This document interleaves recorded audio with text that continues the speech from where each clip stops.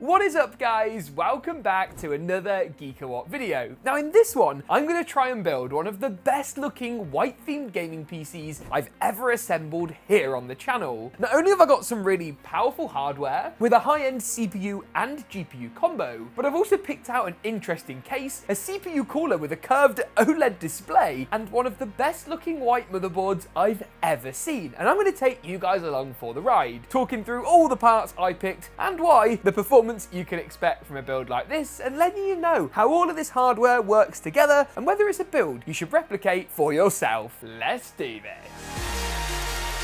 Now I'm going to start today's video by addressing a couple of hot topics, and the first is whether or not you should build this gaming PC in the current climate, and the answer is no. You might be wondering, James, what? This is a build guide that I shouldn't assemble? Yes. With the release of new GPUs expected pretty imminently from the likes of Nvidia and also AMD, buying an expensive GPU right now might not be the best option. However, I'm still going to show you what this kind of build with high-end hardware can achieve, and you'd be able to swap this out for Nvidia's rumoured upcoming 5080 or equivalent model with no problems. I also want to address one of my component choices in this build and specifically talk about the case first of all. As always, you can use the timestamps below to navigate through any section of this video as you wish. This right here is the Trix Project Luca. I think it's one of the most interesting looking chassis of the year, and when combined with the cooler in today's build, it gives something aesthetically that's a little different. Now you may have seen some reviews online of this case with various different opinions and approaches. Now I've looked at some of the issues that some people have raised, and I actually can't find any of those problems with this chassis. For example, all of the fan and radiator rails in here are absolutely fine. The motherboard tray is easy to remove and put back in. All of the panels are fine. The tempered glass latches really strongly. You can see here, trying to pull that out. Once it's in, it's not going anywhere. And overall, the build quality largely feels very good. And one thing I like about this case is that they're doing something a little different. The power supply's been moved up to the top of the chassis. Used to see that years ago. Loads of radiator mounting and fan mounting on the bottom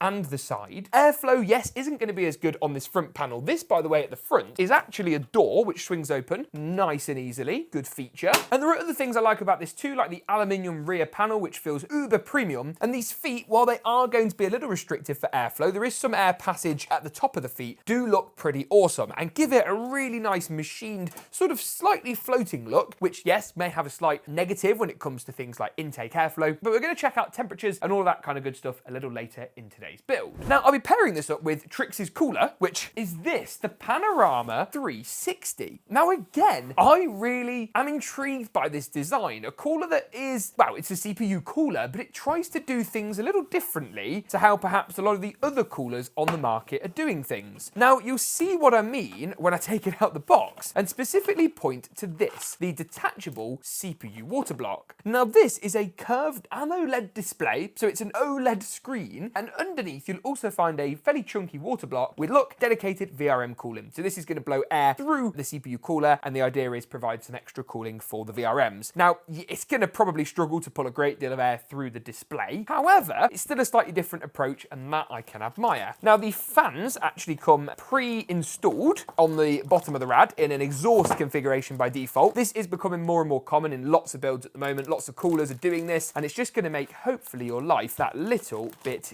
easier. Now, whether or not this curved display is going to work well in practice is another story, but I think it could look really awesome in a build where I am shamelessly prioritizing aesthetics just as much as I'm prioritizing performance. Talking of performance, shall we look at our CPU and GPU combo? I think we should. CPU-wise, I've gone for AMD's newest Ryzen 9800X 3D. Now, you're not going to get a great deal of extra performance from this over the 7800X 3D that it looks to replace, but it is a faster chip, and that is going to make a big difference when it comes to those next-gen graphics cards where we're likely to see more of a CPU than a GPU bottleneck. For now, I've gone for the 4080 Super. You might as well imagine this is a 5090. That's still rumors at this point, right? But we're expecting Nvidia to bring out a next series. They will have an 80 tier card, whether they call it that or not. They're probably going to call it that. For now, the 80 Super is the best bet. Why not the 4090? Because, well, James, you know, there's no budget in this build. Well, plainly it's very expensive, and the stock levels are pretty dire, and if this is not a great buy based on what might be coming out in a few weeks, the 4090 4090 is probably a terrible buy. So don't buy that. Don't buy this. Don't buy a 7900 XT. There's a lot of stuff you shouldn't really buy right now, which I talked about more in a recent video up here in the cards section. Now, talking of things you should buy, because, well, there are some things in this build you should pick up. The motherboard is definitely one of those. This is the Asus ROG Strix X870-A gaming Wi-Fi. Now, this is one of the best looking whiteboards I've seen in a long time. It doesn't sit on the X870 Extreme chipset, but you still get great RAM and CPU overclocking. Ryzen 9000 X3D is the first lineup of X3D chips to be unlocked, so you can overclock them if you wish. All of the board looks amazing. The only thing I don't like, if I was being picky, are the black RAM DIMM slots and the black power connectors. I'd love to see all this in white in the future. Asus have told me that technically it's a lot harder to do, but I still like to see it because I think it would look awesome, and this is a really good board for the build. Other components, where have they gone? Aha! Let's talk about the RAM and the SSD, shall we? 32 gigabytes of Trident Z5 Neo RGB in white is going to be great. This particular kit is a 6400 MHz CL32 kit, so nice and fast and with a decent latency. The SSD, Samsung's 990 Pro 2TB, one of the best Gen 4 NVMe's on the market. Gen 5 wise, you might want to consider the Corsair MP700 lineup. They've got some really nice, fairly cool running drives in that product portfolio. That was a bit of a posh word. However, you really don't need those kind of speeds for gaming. They're just, again, nice to have. So I think that's everything, apart from maybe the power supply, because this isn't a 4090 build. We don't need 1000 watts or 1100 watts. This 850 shift unit from Corsair should be good, although maybe not. Let's see. The power supply being mounted at the top could pose a challenge with these side mounted cables. Let's see. I think only time's going to tell. Again, stay tuned to find out whether this fits inside of there. Oh, maybe not. The best place to start, in my opinion, in any build is with the motherboard assembly. That's your motherboard, RAM, CPU, and of course the SSD. Nice and easy to do. Socket cover goes up, arm goes up, drop the chip into place, and then return the whole thing back down nice and easily. Gonna do the RAM DIMMs next. I'll be using the second and the fourth DIMM slots in this build, my G-Skill Trident RGB. Nice and easy to install. Lift up the M.2 heatsink, drop the drive into place, do something like so, and then return the whole thing back into place. The only other thing I am going to do at this stage is pop in the CPU cooler mounting hardware that I need to install our Panorama CPU cooler, and then we're pretty much good on the motherboard front. With that all said and done, I'm then going to strip the case down, and you can see what I mean about the build quality. Panel retains itself absolutely fine. The top piece also feels fairly sturdy and well built, and that just clicks off magnetically, which is good. I'm not sure if this is like officially a handle, but you can actually lift the case up by that piece at the front, and then you see what I was talking about with the rear panel earlier, piece of solid aluminium. I mean, it's very, very thin, but there's no flex in that at all, which is, wow, very, very impressive. And it's very, very lightweight. Around the rear as well, you'll be able to see here, we've got plenty of swing doors, captive thumb screws are all okay, and I can pull, I believe, all of these pieces out nice and easily. This is gonna, I think, lift off. But yeah, that's coming off. And for full transparency, we've had this case in our office for a good couple of months. This sample wasn't sent out a couple of weeks ago. I'll find the date and pop it on your screen so you can see when this landed. Nice white sleeved front panel cables too, which makes all of the difference. Now, I think, gonna lie the case down flat for the next stage. As far as where we're gonna be screwing the motherboard down, it's the normal standoff screw hole locations. So 3 along the top, 3 along the middle, and then 3 down towards the bottom. Tricks also include this really handy box and screw organizer, and all of the screws actually come in their compartments as standard rather than a big bag, meaning you haven't got to organise anything. I really like this case. It's really good.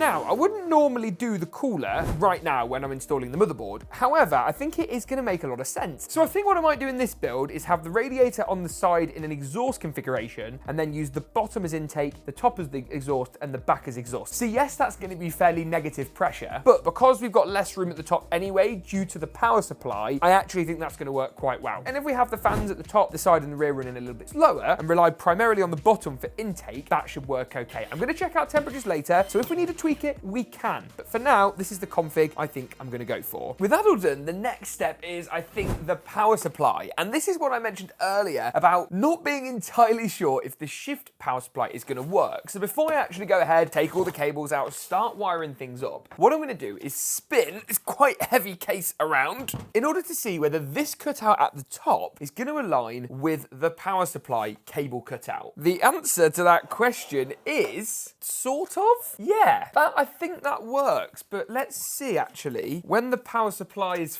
flush, oh, maybe not.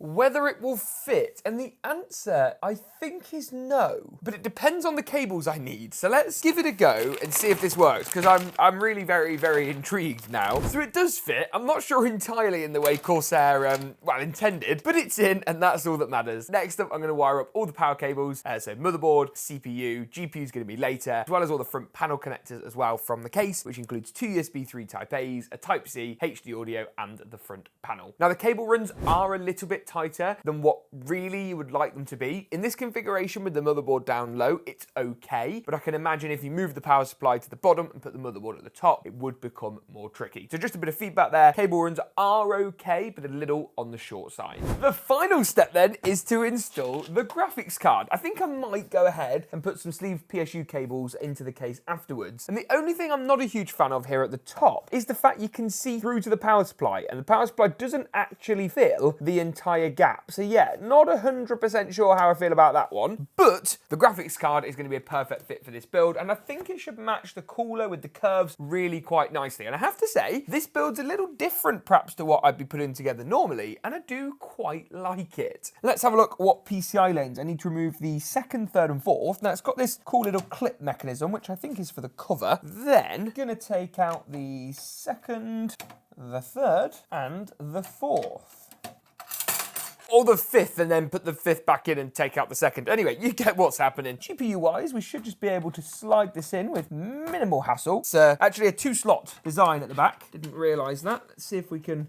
Is this going to work? Maybe. Yes, of course it is. That was a bit of luck, to be honest. That's even held. There we go. Just push that back.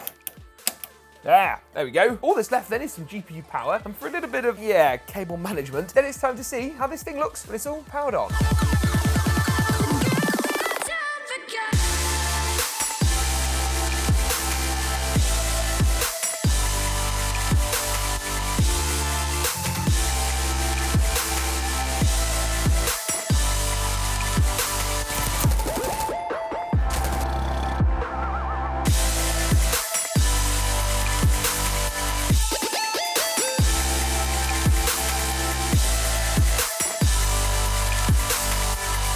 Not looking too bad. An interesting case, not 100% sure how I feel about the top-mounted PSU, but you can configure and change this. And I must admit, I did enjoy playing with the cooler. I think the curved AMOLED screen is really, really nice, and something that I just haven't seen from other cooler designs in the past. But what about performance? Well, let's start with the brand new Call of Duty's Black Ops 6. Now here at 4K high settings, the build did really well, with over 100 frames per second on average. 103 was the specific frame rate number, testing using, of course, the 4080 Super and 9800X 3D in this build, which is, as I said earlier, one of the most powerful combos on the market right now. Cyberpunk 2077 is next. Again, similar settings used here, but with some ray tracing and DLSS. So 4K high, DLSS on quality, frame gen enabled, and ray tracing on medium. As you can see, the game looks really quite fantastic, and the frame rates were solid too, with an average of just under 90 frames per second all told. Of course, you could push even higher than this if you're willing to drop those ray tracing settings down, and frame gen is undoubtedly doing a lot of the heavy lifting. But the game looks great and will provide a really enjoyable playing experience. Moving through into Black Myth Wukong next up, again 4K high, DLSS set to quality, frame generation turned on, and we saw very similar results to Cyberpunk, actually only 0.1 of a frame in it in terms of the average, with 89.6